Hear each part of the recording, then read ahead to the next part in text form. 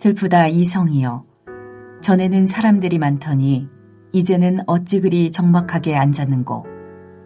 전에는 열국 중에 크던 자가 이제는 과부같이 되었고, 전에는 열방 중에 공주였던 자가 이제는 강제노동을 하는 자가 되었도다. 밤에는 슬피우니 눈물이 뺨에 흐름이여. 사랑하던 자들 중에 그에게 위로하는 자가 없고, 친구들도 다 배반하여 원수들이 되었도다. 유다는 환난과 많은 고난 가운데에 사로잡혀 갔도다. 그가 열국 가운데에 거주하면서 쉴 곳을 얻지 못하며, 그를 핍박하는 모든 자들이 궁지에서 그를 뒤따라 잡았도다. 시온의 도로들이 슬퍼하며 절기를 지키려 나아가는 사람들이 없음이로다. 모든 성문들이 적막하며 제사장들이 탄식하며 처녀들이 근심하며 시온도 곤고를 받았도다. 그의 대적들이 머리가 되고 그의 원수들이 형통함은 그의 죄가 많음으로 여호와께서 그를 곤고하게 하셨음이라. 어린 자녀들이 대적에게 사로잡혔도다. 딸 시온의 모든 영광이 떠나가며 그의 지도자들은 꼴을 찾지 못한 사슴들처럼 뒤쫓는 자 앞에서 힘없이 달아났도다. 예루살렘이 환난과 유리하는 고통을 당하는 날에 옛날의 모든 즐거움을 기억하였으며, 그의 백성이 대적의 손에 넘어졌으나 그를 돕는 자가 없었고, 대적들은 그의 멸망을 비웃는도다. 예루살렘이 크게 범죄함으로 조속거리가 되었으니 전에 그에게 영광을 돌리던 모든 사람이 그의 벗었음을 보고 업신여김이여 그는 탄식하며 물러가는도다. 그의 더러운 것이 그의 옷깃에 묻어 있으나 그의 나중을 생각하지 아니하며, 그러므로 놀랍도록 낮아져도 그를 위로할 자가 없도다. 여호와여, 원수가 스스로 큰 채하오니 나의 환난을 감찰하소서. 대적이 손을 펴서 그의 모든 보물들을 빼앗았나이다. 주께서 이미 이방인들을 막아 주의 성회에 들어오지 못하도록 명령하신 그 성소에 그들이 들어간 것을 예루살렘이 보았나이다. 그 모든 백성이 생명을 이으려고 보물로 먹을 것들을 바꾸었더니 지금도 탄식하며 양식을 구하나이다. 나는 비쳐나오니 여호와여, 나를 돌보시옵소서. 예레미야 애가는 주전 586년 예루살렘이 파괴되고 유다가 바벨론에 의해 멸망함으로 폐허가 된 예루살렘 성을 보면서 그 슬픔과 고통을 노래로 표현한 것입니다. 히브리어 성경은 책의 첫 장 첫 절의 글자를 책의 제목으로 삼기에 이 애가의 히브리 성경책 이름은 어찌하여 라는 뜻의 에카입니다. 유대인들은 룻기, 아가서, 전도서, 에스더, 애가를 성문서로 부르면서 절기 때마다 낭독하였습니다. 그 중에 국가적 참사를 기념할 때 유대인들은 이 애가를 아비벌, 즉 유대력으로 첫 달에 해당해서 낭독하였습니다. 애가를 보면 1장에서 4장까지의 내용은 유다가 멸망한 직후의 상황을 보여주고 5장의 내용은 유다가 멸망한 후 꽤 시간이 지난 것처럼 보입니다. 그러므로 애가를 쓴 저자는 바벨론의 공격에서 살아남은 자들과 함께 참담한 현실 속에서 고통을 견디면서 고레스 칙령 전까지 살았던 것으로 보입니다. 기독교나 유대교 모두는 전통적으로 예레미야를 저자로 보지만 일부 학자들은 예레미야가 저자라는 사실을 부인하기도 합니다. 본문에 담겨있는 문체와 내용, 특징들이 예레미야의 것과 다르다는 것입니다. 그러나 어떤 것은 같지만 어떤 것은 다르기에 다르다는 이유만으로 예레미야가 저자라는 것을 쉽게 부인하기는 어렵습니다. 애가는 유대 문학의 관점에서 보면 조가 형식으로 구성되어 있습니다. 사람이 죽으면 그 슬픔을 크게 울부짖는 소리로 표현하였으며 전문적으로 곡하는 사람을 불러서 조가를 부르게 하였습니다. 그러므로 예레미야 애가 역시도 예루살렘의 죽음, 즉 폐허가 된 예루살렘의 멸망을 두고 아파하면서 절규하는 노래라고 말할 수 있습니다. 그리고 예레미야 애가를 보면 1장부터 4장까지는 매 장마다 22개의 알파벳 자음 순서를 따라 구성되어 있고 5장만 알파벳 순서를 따르지 않고 자유롭게 썼습니다. 1절은 알렙으로, 2절은 베스로, 3절은 길멧, 4절은 달렛으로 시작되고 있기에 매 장을 보면 각각 22절로 구성되어 있음을 알 수가 있습니다. 3장은 3절씩 알파벳 순서를 따라가므로 66절로 이루어져 있습니다. 먼저 1절에서 4절까지는 황폐하고 적막한 예루살렘 성읍을 보면서 시인이 탄식하는 내용으로 이루어져 있습니다. 1절과 2절에서 시인은 파괴된 예루살렘 성의 모습을 보고는 어떻게 탄식합니까? 전에는 사람들이 북적거렸던 성이었고 율곡 중에 위대하였으며 공주와도 같았던 예루살렘 성이 이제는 아무도 관심을 가지지 않는 외로운 처지가 되었으며 한순간에 몰락하여 과부와 노예가 되었다는 것에 애통해야 합니다. 이런 모습의 예루살렘은 여인처럼 밤에는 비통하게 울기에 밤에서 눈물이 마를 날이 없었습니다. 무엇보다 더 비참한 것은 그녀를 사랑하던 이들과 친구들 중에 그 어느 누구 하나 위로하는 자가 없었다는 것입니다.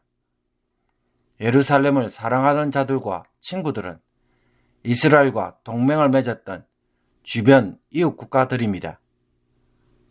그러나 유다가 망할 때 도와주는 이가 전혀 없었다는 것은 유다로서는 큰 충격이 아닐 수가 없었습니다. 유다는 바벨론에 의해 마지막으로 공격을 받고 무너지기 전부터 바벨론의 공격으로 인해 여러 차례 시련을 겪다가 포로로 잡혀갔습니다. 또 바벨론 제국 속에서 흩어져 살지만 제대로 마음을 붙일 곳이 없었습니다. 결국 이리저리 쫓겨다니다가 막다른 골목에 몰려서 뒷덜미를 잡힌 꼴이 바로 예루살렘의 모습이었습니다. 이제 시온으로 가는 길을 보니 너무나 쓸쓸하였습니다. 절기가 되었는데도 예배를 드리러 오는 자들이 아무도 없기 때문입니다. 시온으로 가는 모든 성문들은 발길이 끊어져서 제사장들이 탄식하고 처녀들은 기쁨 대신에 슬픔에 잠겼습니다. 시온의 도로들이 슬퍼할 수밖에 없고 비통함에 잠길 수밖에 없는 것입니다. 과거 절기 때마다 예배를 드리는 즐거운 모습과 노래소리는 다 사라진 것입니다. 5절에서 7절은 예루살렘을 대적하는 자들에 의해 조롱받는 모습을 보여줍니다. 예루살렘이 무너지게 된 것은 바벨론의 강력한 군사 때문이 아닙니다. 하나님은 대적자들을 그녀의 머리가 되게 하시고 득세하도록 하신 것은 예루살렘에 죄가 많았기 때문입니다. 어린아이들마저도 원수들 앞에 사로잡혀 가게 하신 것입니다. 이 죄는 반역죄로서 하나님보다는 주변 나라들과 동맹관계를 맺으며 안전을 추구하고 우상을 섬긴 죄입니다. 그러므로 딸 시온의 영광이 떠나갈 수밖에 없으며 망할 수밖에 없는 것입니다. 시온의 지도자들은 풀을 찾지 못하는 사슴들처럼 되었고 뒤쫓는 자 앞에서 무기력하게 도망다니는 신사가 되었습니다. 이 고통 속에 과거의 찬란한 때를 기억해 보지만 백성들은 대적의 손에 넘어갔고 아무도 돕는 자가 없기에 대적들이 그들의 멸망을 비웃는 것이 현재 그들이 처한 처지와 형편이었습니다. 8절에서 11절은 여호와여 나를 돌보시옵소서 라는 기도로 이루어져 있습니다. 예루살렘이 크게 범죄함으로 조롱거리가 되고 그녀의 벌거벗음을 보고 사람들이 업신 여기기에 예루살렘도 탄식하며 돌아설 수밖에 없습니다. 자신의 옷에 더러운 것이 묻어도 부끄럽게 생각하지 않다가 비참하게 되자 그녀를 위로할 자가 아무도 없었습니다. 수치심과 외로움에 고립된 예루살렘의 모습이었습니다. 이런 예루살렘을 위해 시인은 기도합니다. 그는 원수, 즉 바벨론이 스스로 큰 것처럼 자랑하는 교만을 보시고 자신의 환난을 돌아봐 달라고 말합니다. 이 대적은 모든 보물을 빼앗아가고 이방인들은 성소에 들어오지 못하는데 성소에 함부로 들어간 것을 보시며 백성들은 먹고 살기 위해 보물로 먹을 것을 바꾸는 비참한 현실을 직면하고 있음을 보셔서 저 이방나라 바벨론에게도 예루살렘처럼 똑같이 공의를 행해 주실 것을 간구합니다.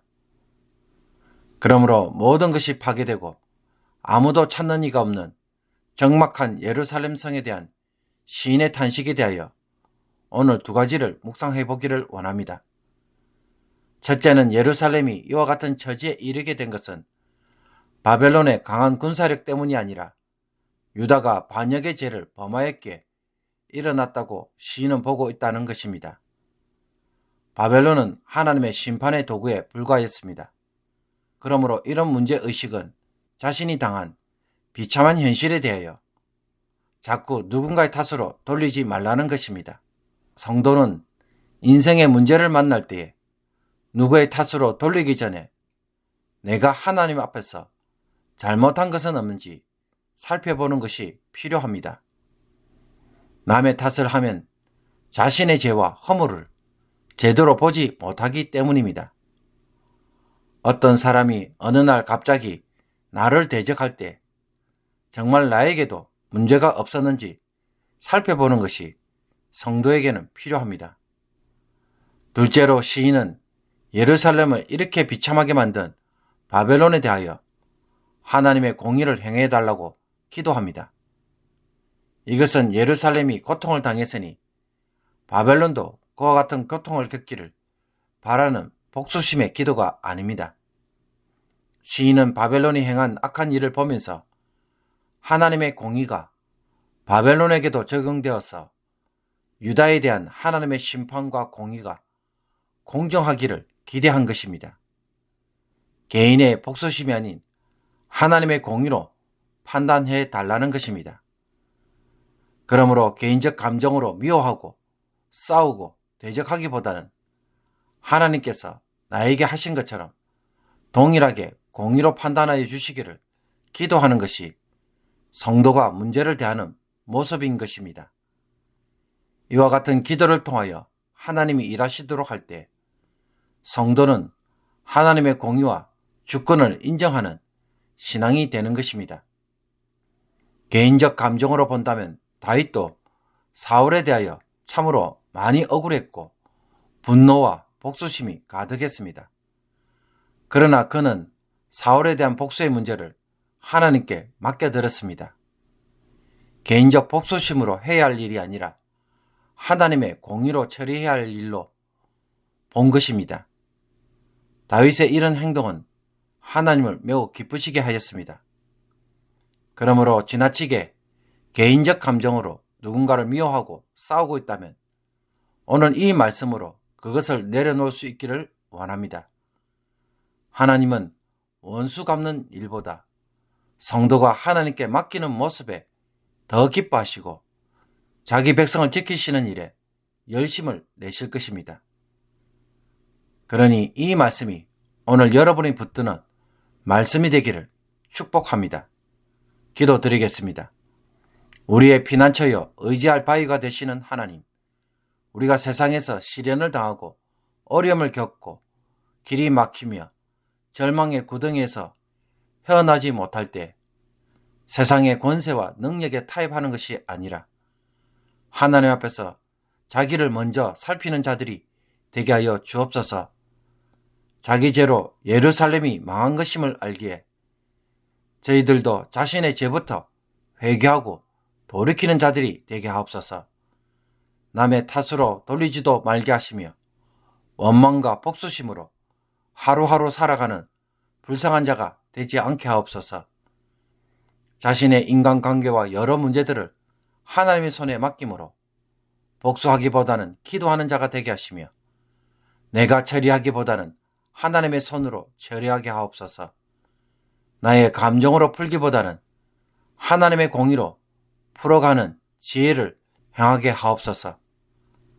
그래서 이 땅에서 하나님이 우리의 삶의 모든 주관자가 되심을 보게 하시며 그 일로 인하여 주의 백성들이 하나님의 공의로우심에 찬송하는 복된 하루가 되게 하옵소서. 예수 그리스도의 이름으로 기도하옵나이다. 아멘.